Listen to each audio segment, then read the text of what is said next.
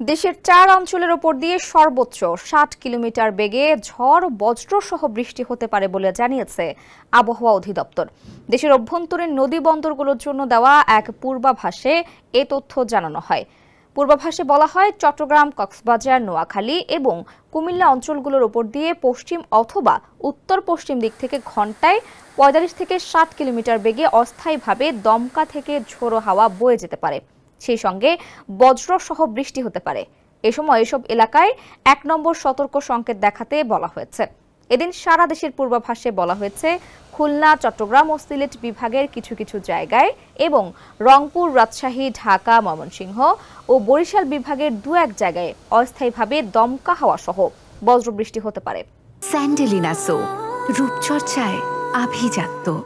সারা দেশে দিনের তাপমাত্রা 1 থেকে 2 ডিগ্রি হ্রাস পেতে পারে এবং রাতের তাপমাত্রা প্রায় অপরিবর্তিত থাকতে পারে।